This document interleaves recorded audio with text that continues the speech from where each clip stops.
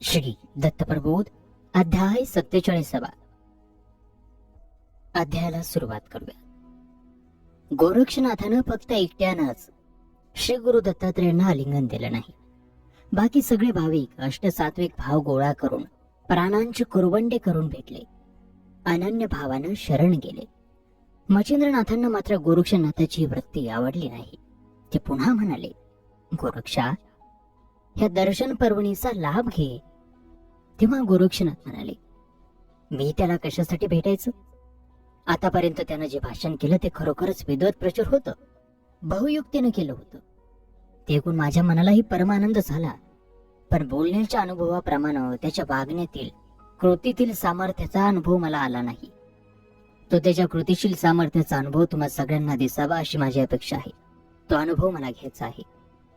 गोरक्षनाथांचे बोलणं ऐकून अवधूत म्हणाले, गोरक्षा, तुला कसली परीक्षा घ्यायची आहे? कोणता योग पडताळून पाहायचा आहे?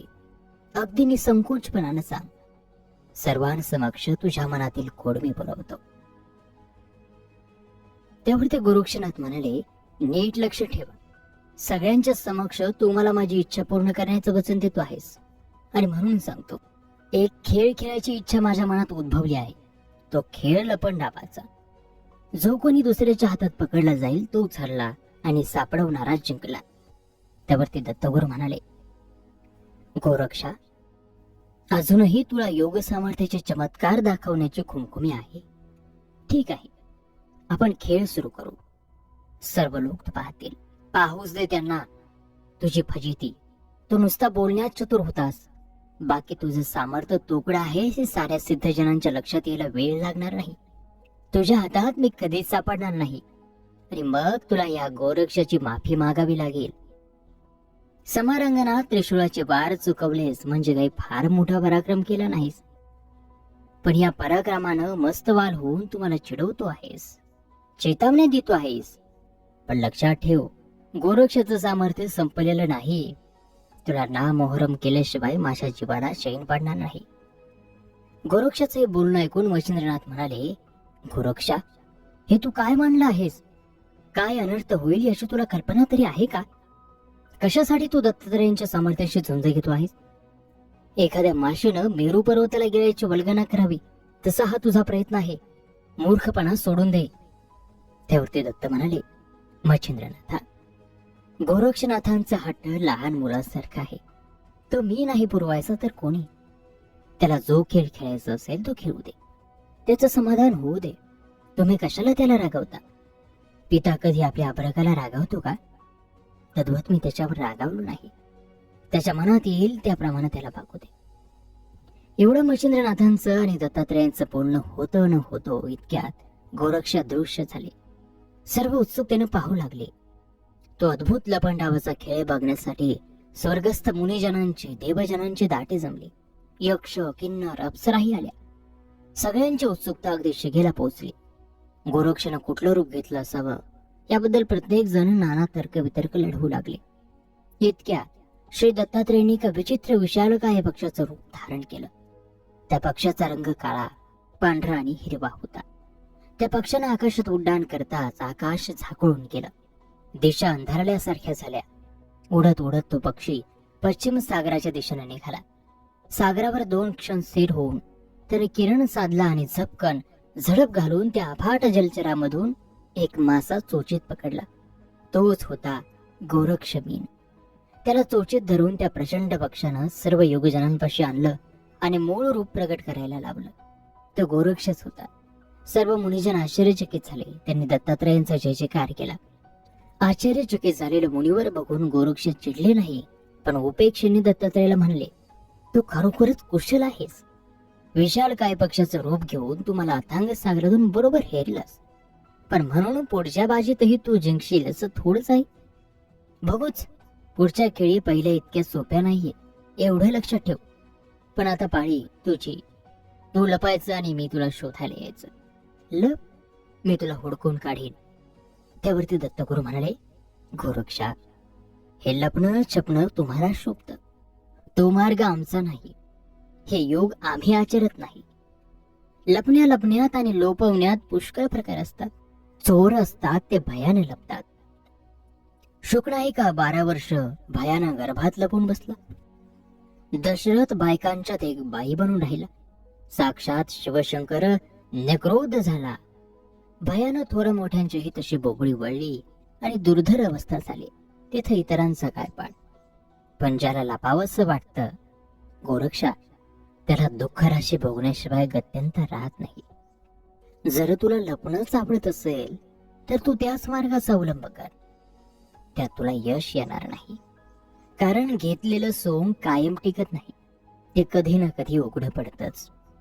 तुझं सोंग उघडं पाडायला मी इथं सिद्ध आहेच. हे सगळं ऐकूनही गोरक्षनाथ पळाले. पुन्हा अफाट सागरातील लक्षावधी जीवांमध्ये प्रवेशले आणि नवलक्ष रूपात प्रगटले. दत्तात्रयाने ओळखलं आणि ते धीवर झाले. कोळ्याचं रूप त्यांनी घेतलं आणि भलं थोरलं विशाल जाळं त्या सागरामध्ये टाकलं. त्या जाळ्यात नाना विविध स्वरूपातले नवलक्ष प्रकारचे गोरक्ष रूपे जे अडकले होते. हे अचाट अवधूत लाघव बघून सगळे थक्क झाले. गोरक्षाला हे क्षणकार आश्चर्य वाटलं, पण ते त्यांनी दर्शवलं नाही. ओसना अवसान आणून ते म्हणाले, दत्तात्रय, एवढ्यानं काय झालं आहे? पुढच्या वेळेस मला खात्री आहे मीच तुला ठकवीन. त्यावरती दत्तात्रय म्हणाले, गोरक्षा, अजूनही हा अभिमान सोड. या अभिमानामुळं शुकाची काय गती झाली आणि जनकाच्या आश्रमात त्याची काय फजिती झाली हे तुला माहित नाही. ही अहंवृत्ती अतिशय महाद्वाड आहे. तिचा नेहमीच त्याग करावा. तुला सांगून तरी काय फायदा आहे म्हणा. तुझं सगळा भर योग सामर्थ्यावर आहे. पण या महापुरासारखं रोरावणाऱ्यावर तुझं सर्व योग सामर्थ्यही एक दिवस अभिमानापायी संपुष्टात येईल. सारा अवसान करून पडेल. अणु मात्र निर्धार शिल्लक उरणार नाही. तेव्हा काय करशील? आणि यानंतरही तुला जे काय करायचं असेल ते कर. दमल्याशिवाय तुझा अभिमान जिरणार नाही. मी जीव तोडून बोललो तरी तुला बघणार नाही. सर्व लोक हे सारे पाहत होते. ते सगळे चमत्कार पाहून त्यांना आनंद होत होता. गोरक्षाचं योग सामर्थ्य खरोखरच अपार होतं. ते करत होते त्या चमत्कारांनाही तोड नव्हते. साध्या सुध्या योग्याला ते कधीच जमलं नसतं. गोरक्ष आपली सारी तपस्या पणाला लावून दत्तात्रयांशी झुंजत होते. त्यांनी दत्तात्रयांना गुंगारा देऊन अनंत योनी जन्म घेणाऱ्या विविध पक्ष्यांची रूप घेतली. ते कबूतर झाले. तेव्हा बहिरी ससाना होऊन दत्तात्रयांनी त्यांना पकडलं. कोंबडीचं रूप घेताच गिधाड होऊन धरलं. सरपटणाऱ्या प्राण्यांचं रूप घेताच घार होऊन झडपलं. गोरक्षनाथाला कुठल्याही वेशात ओळखून दत्तात्रयांनी त्यांना नामोहरम केलं. दमवलं, नमवलं. पण इतक्या सहजासहजी नमायला गोरक्ष तयार नव्हते. त्यांनी भुजंग होऊन पाताळात आश्रय घेतला. तेव्हा क्षणार्धात विहंगराज होऊन दत्तात्रयांनी त्यांच्यावर झडप घातली. गोरक्षाचं सर्वांसमक्ष हसं होत होतं, पण ते हार मानायला तयार नव्हते. उलट दत्तात्रयांना ते म्हणत होते की हे योग्या, आता तरी तुला समजलं असेल की मी कुठेही रमू शकतो, लपवू शकतो. मला शोधून शोधून तू दमला असशील. त्यावरती दत्तगुरु म्हणाले, गोरक्षा, तू कुठेही लपलास तरी मी तुला शोधून काढीनच. कारण माझं व्यापकत्व अमर्याद आहे. तुझ्यासारख्याला ते समजणार नाही. तो पिंडापासून ब्रह्मांडापर्यंत कुठेही लपलास तरीही मी तुला सापडवीन. तुला लपवून छपून शीन आला असला तर मी थांबतो. तुझा दम जिरेपर्यंत विश्रांती घे आणि मग पुन्हा लपायला सुरुवात कर. दत्तात्रयांचे हे बोलणं संपायच्या आत गोरक्ष पुन्हा नाहीसे झाले आणि 30 लाखांच्या भव्य समुदायात गवा बनून राहिले. गव्यांचा तो प्रचंड समुदाय बघून बघणारेही थक्क झाले. पण त्रिगुणात्मक राण्यानं दत्तगुरूनं तिथूनही त्याला बरोबर हुडकलं. जिथं जिथं म्हणून गोरक्षाने लपण्यासाठी रूप घेतली, रूप पालटली.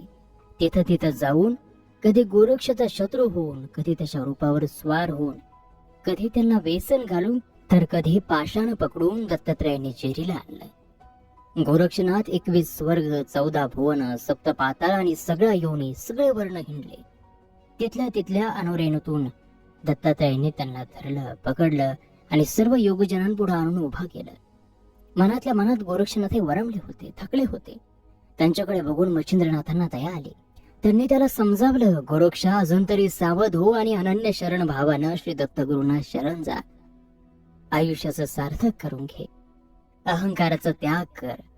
मीपणाची, अहंतेची पटलं पश्चातापानं दग्ध करून गुरुमाऊलींच्या अमृत स्पर्शात पावन हो.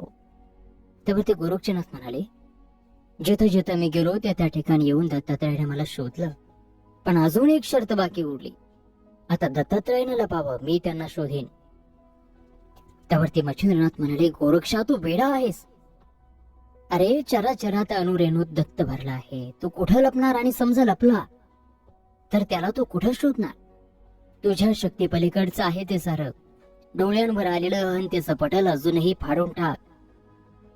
त्यावर ते गोरक्षनाथ म्हणाले, मला शोधण्यात दत्तात्रयाने यश मिळवलं खरं, पण मला खात्री आहे की ते मिळवलं म्हणजे काही तो श्रेष्ठ ठरला असं होत नाही.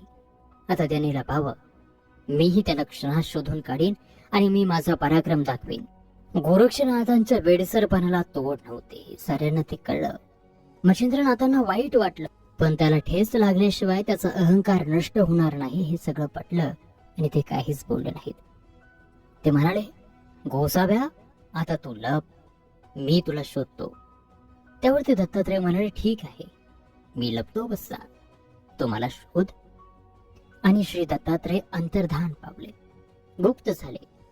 गोरक्ष त्यांना शोधायला योगमार्गाने निघाले. जारज, अंडज, उद्भिज, नाना वर्ण स्वेदज शोधून आला. चारी वर्ण, पशुपक्षी, मानव योनी हिंडले. कृमी, कीटक, कालिका, स्थावर जंगम सर्व पालथं घातलं, तरीही योगीराणा कुठं सापडेना. शोधून शोधून गोरक्ष शिंडला, गलित गात्र झाले, पण एकही पाऊल त्यांना पुढं टाकवेना, तोंडातून शब्द फुटेना. त्यांचा अहंकार गळून पडला, अभिमान लोपून गेला. अत्यंत विनम्र होऊन ते सद्गुरू जवळ आले आणि त्यांनी श्री सद्गुरू चरणांना दृढ मिठी घातली.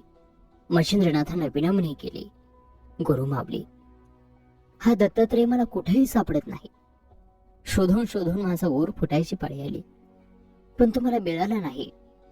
तो मिळाल्याशिवाय मला चैन पडणार नाही, मनशांती मिळणार नाही. मी अस्वस्थ बेचैन आहे. काय करू मी सांगा? माझं अंतःकरण तर उभं जळत आहे. त्यावरती मच्छिंद्रनाथ म्हणाले, गोरक्षा, तुझ्या हातानं तू ही अवस्था करून घेतलीस. दैव योगानं तुला चिंतामणी मिळाला होता, तो तू अहंकाराच्या गोपनीत घालून फिरकावून दिलास. तुझ्या अंगणात आपण होऊन चालत आलेला कल्पवृक्षाला तो उकडून फेकून दिलंस. मग आता पश्चाताप करण्यात काय अर्थ आहे? तुला तुझ्या योगबळाचा विलक्षण वध चढला होता, त्या धुंदीत तू त्या योगीराणाची निर्भत्सना केलीस. स्वतःच्या तेजाला, कीर्तीला कलंक लावलास. जाणून बुजून स्वतःच्या बायावरती धोंडा पाडून घेतलास. आता होणारे परिणाम तुझे तूच भोग, मी तुझा कोणी नाही. असं म्हणून मच्छिंद्रनाथांनी त्यांना दूर लोटलं, झिडकारलं आणि तेही तिरस्कारानं त्याच्याकडे पाहू लागले. आपला गुरुही आपल्यावर चिडलेला पाहून गोरक्ष पार बावरले, कष्टे झाले. त्यांना आपण केलेल्या अपराधाची खंत बोचू लागली. पश्चातापानं मन होरपळू लागलं. सारे योगीराजही त्यांना दूषण देऊ लागले. तुझ्यामुळे आमचा आनंद कंद हरपला, आम्हाला दुर्लभ झाला. आता केव्हा तो आमच्या दृष्टीस पडणार? त्याच्या दर्शनाविना जीव कसा तळमळतो आहे, प्राण कासावीस झाले आहेत, पण या कपाळ करंट्याला त्याची काही पर्वा नाही. ह्या वाग्बाणाने तर गोरक्षनाथ आणखीनच दुःखी झाले, विवळ झाले. व्याकुळ होऊन कंठात प्राण आणून ते डोंगर दऱ्यातून साथ घालत हिंडू लागले. दत्तात्रया, जीव लगा, प्राण सख्या दर्शन दे. माझ्यासारख्या पामरानं तुला फार शिनवलं, त्रास दिला. लहान तोंडी मोठा घास घेऊन हिनवलं देखील, पण आता मला क्षमा कर, मी चुकलो. मी अनन्य भावानं तुला शरण आलो आहे, मला क्षमा कर. दर्शन दे दया घना, तू कुठे असशील तिथून प्रगट हो. गोरक्षनाथ साथ घालत हिंडत होते. त्याचे पडसाद फक्त उमटत होते आणि त्यांची खुळावलेली अवस्था होत होती. ते दत्त दर्शनासाठी व्याकुळले होते, कळवळून दत्तात्रयाला विनवत होते, पण दत्त काही कुठं प्रगटले नाहीत. गोरक्षनाथांची भिंगुरवाणी अवस्था झाली. पश्चाताप दग्ध गोरक्ष अगदी खुळावल्यासारखे झाले होते. सद्गुरूंनाही झिडकारलेल्या, समाजानं अभेरलेल्या आणि श्री दत्तात्रयांनी तर पार हद्दपार केलेल्या हे आपल्या जिन्याचं काय करावं असा प्रश्न गोरक्षनाथांना भेडसावू लागला. तेव्हा त्यांनी अगतिक होऊन स्वतःच्याच गुरुमाऊलींचे पाय धरले आणि विनवलं, गुरुनाथ, आता तुम्ही मला तारहागर मारा. मी आपले हे पाय सद्गुरू दत्तात्रयांचं दर्शन झाल्याखेरीज सोडणार नाही. माझ्या चुकीची मला हवी ती सजा द्या, पण लेकराला दूर लुटू नका.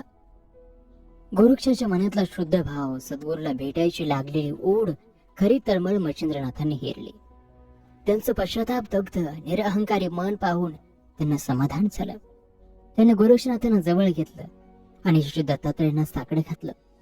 दत्तात्रेया, कृपाळू होऊन आपण लेकराचे अपराध पोटात घाला आणि त्याला दर्शन द्या. आणि याच बरोबर श्री दत्तप्रबोध ग्रंथातील हा 47वा अध्याय या ठिकाणी समाप्त होत आहे. पुढील अध्यायामध्ये आपण पाहूयात आता दत्तगुरु गोरक्षनाथांना कशा प्रकारे दर्शन देतात, का आणखी कोणती लीला करतात. ही सविस्तर कथा पाहायला विसरू नका आपल्याच